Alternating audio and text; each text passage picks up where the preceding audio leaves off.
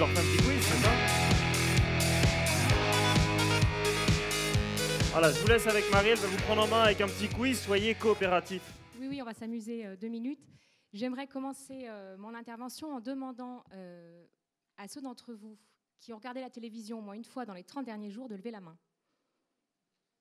Tout le monde, parfait. Ceux qui sont allés au cinéma ou qui ont lu un livre dans les 30 derniers jours, bravo. Ceux qui sont entrés dans un musée, extra. Qui ont écouté un concert, un peu moins de monde, qui sont allés écouter une conférence culturelle, plus grand monde. Et j'aimerais demander maintenant à ceux d'entre vous qui n'ont pas levé la main si, au cours des 30 derniers jours, ils auraient bien aimé faire l'une ou l'autre de ces choses qu'ils n'ont pas faites. Oui. C'est cette chose-là qu'on a identifiée, mon associé Alban et moi-même, au moment où l'idée de notre projet Rayon de culture a germé. En fait, on a connu ça, nous aussi, dans nos vies professionnelles antérieures.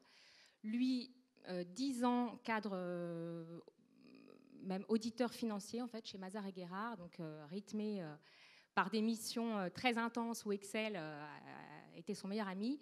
Et moi, cadre chez L'Oréal, pendant 10 ans aussi, où là, les développements marketing de nouveaux produits ont rythmé mes jours et mes nuits.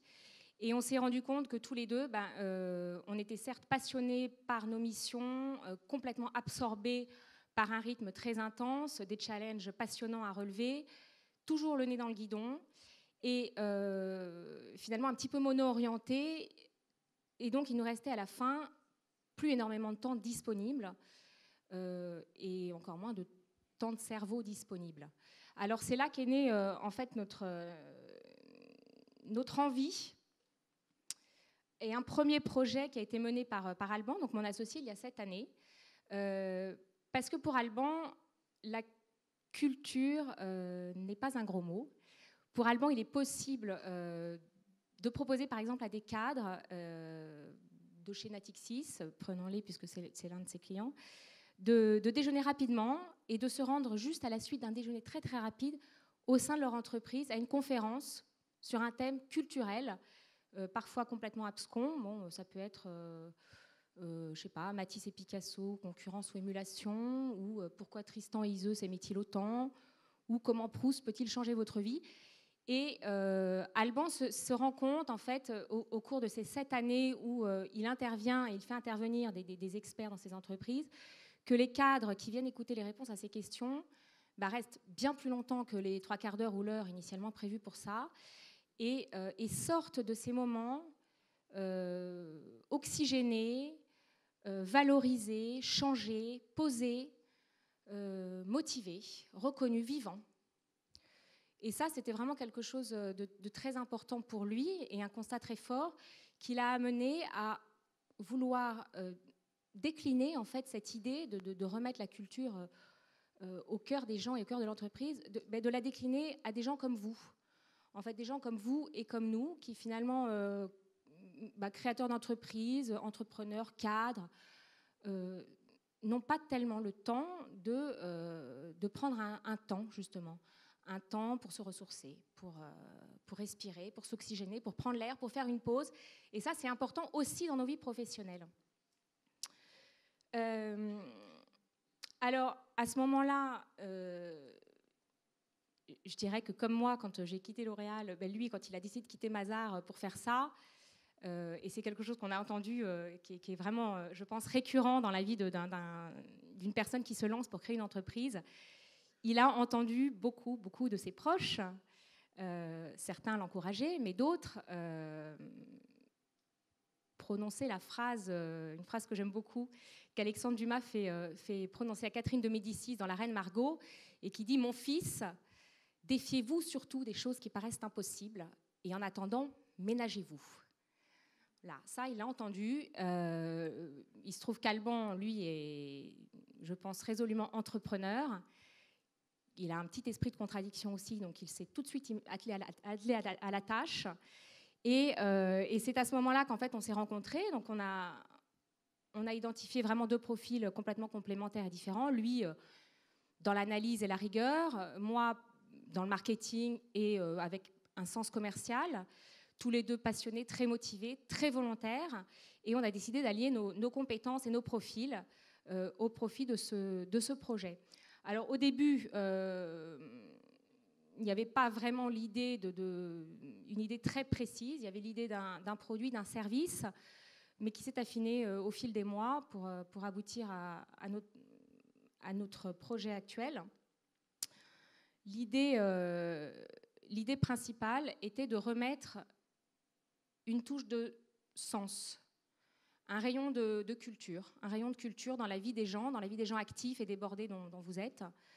Et on s'est rendu compte et on est convaincu qu'en fait, ces petits plaisirs culturels, simples, comme découvrir un auteur, s'émerveiller devant une toile, écouter un concert, ces petits plaisirs simples peuvent vraiment changer les gens, les changer personnellement, les changer professionnellement. Or, je pense que vous en conviendrez, l'accès à ces petits plaisirs simples n'est pas simple. Il y a tout un temps périphérique qui est très, très considérable, qui est absolument considérable pour pouvoir y accéder. C'est le temps passé à la recherche de la bonne activité culturelle, au meilleur tarif, le temps qu'il faut pour réserver des places et appeler 15 salles de théâtre parce que finalement tout est complet quand on a envie quand on se décide pour faire quelque chose.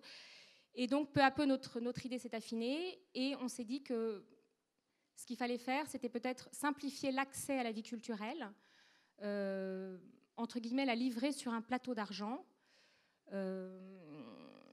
parce que je pense qu'on est tous pareils en fait. On procrastine, on n'arrive pas à sortir notre rythme métro, boulot, dodo, on remet à plus tard, on essaye de fédérer nos amis en envoyant des mails et des téléphones pour faire une sortie commune et c'est impossible.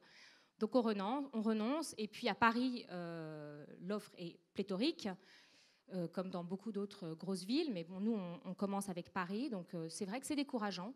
Voilà, donc l'idée c'était d'apporter une simplicité et de livrer la culture directement chez les gens. Alors pour faire simple, notre projet,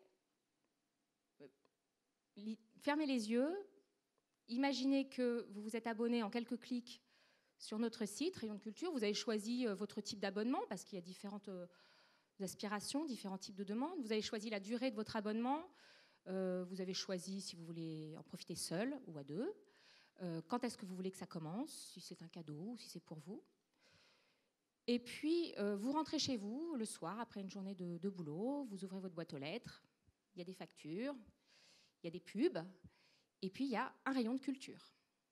Voilà, donc vous rentrez chez vous, vous avez une belle enveloppe, vous l'ouvrez, et dedans, eh bien, il y a tout un tas de surprises culturelles. Ça, vous n'avez rien fait, vous n'avez rien organisé, ça tombe du ciel. Et l'idée est de vous pousser à la découverte, de vous inciter à faire des choses que vous n'auriez pas faites, parce que ça arrive tout cuit chez vous. Ces surprises culturelles, elles sont multiples. C'est un magazine, du contenu, du savoir, de l'info. C'est une activité culturelle offerte. Voilà, il y a un billet. Vous présentez, là, au mois de novembre, c'était pour le Musée d'Art Moderne. Donc, votre coup de fil est là. Vous n'avez plus qu'à aller au Musée d'Art Moderne quand vous voulez, le mois suivant. Il y a aussi, parmi vos surprises culturelles, des tarifs partenaires qu'on négocie avec des grosses institutions pour les gens qui en veulent plus et qui veulent sortir à petit prix. Et enfin, et surtout, je dirais, il y a une invitation pour une soirée surprise. Alors, on vous donne les dates des soirées à l'avance, et puis finalement, quand l'invitation arrive, vous découvrez le programme. C'est un programme qui est très diversifié, qui touche à tous les domaines de la culture de mois en mois. Alors un mois, ça va être autour de la musique, le mois d'après, peut-être l'architecture ou la photo, le mois suivant, les beaux-arts ou une conférence culturelle dans un lieu tout à fait atypique, comme un bar branché à Paris. Notre idée et notre envie est de surprendre les gens et de les pousser à découvrir des choses qu'ils n'auraient jamais fait seuls. Voilà, donc depuis 15 jours, les Parisiens peuvent bénéficier de cette offre. L'idée n'est pas évidemment de se limiter à Paris, l'idée c'est de décliner ça à l'envi, à la fois géographiquement sur des villes en France, ça peut être Lyon, Lille, Marseille ou d'autres. À l'étranger aussi, pourquoi pas rayon de culture, Berlin, Londres, etc. Cette idée, on peut la décliner, parce que c'est toujours, je pense, l'idée de départ, on en parlait tout à l'heure, d'un entrepreneur, c'est j'ai une idée, mais qu'est-ce que je fais derrière? Mais on peut la décliner sur d'autres publics, d'autres cibles, les enfants. Qu'est-ce qu'on propose aujourd'hui à nos enfants culturellement, chaque mois? Est-ce qu'on a le temps de s'en occuper? Est-ce qu'on aimerait bien que d'autres s'en occupent pour nous, par exemple? D'autres types de populations, les célibataires, les personnes âgées. Voilà, donc tout ça fait partie des projets à venir. Et pour l'instant, on commence. Hein. Voilà. Donc, je voulais juste terminer aussi en vous disant qu'il y a une grosse mode en ce moment des box qui vous livrent en fait dans tous les domaines de consommation possibles et imaginables des tas de choses, que ça soit dans la beauté, enfin les cosmétiques. J'en parle en connaissance de cause parce que moi j'ai bossé 10 ans chez L'Oréal. Le vin, les produits alimentaires, la gastronomie, etc. Nous, l'idée, à partir de tout ce marché qui est tout à fait en effervescence, c'était de garder plutôt le meilleur, qui est, à notre avis, l'aspect surprise et l'aspect prise en main du consommateur, mais par contre, de plutôt s'éloigner de l'effet waouh quand on ouvre une boîte qui finalement est remplie de petits gadgets et de goodies inutiles qui vont finir à la poubelle. Non, nous, l'idée, c'est vraiment un contenu fort, tangible et diversifié qui va être transformé, en fait. Voilà.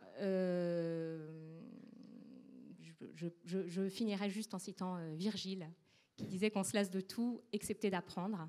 Je trouve que c'est une très belle phrase qu'on peut décliner à chacun d'entre nous, et je vous souhaite donc de nous suivre. Je vous demande de nous encourager, d'aller tweeter, liker. Ouais, c'est vrai que ça fonctionne beaucoup comme ça en ce moment, en pleine période de lancement. Voilà, merci beaucoup.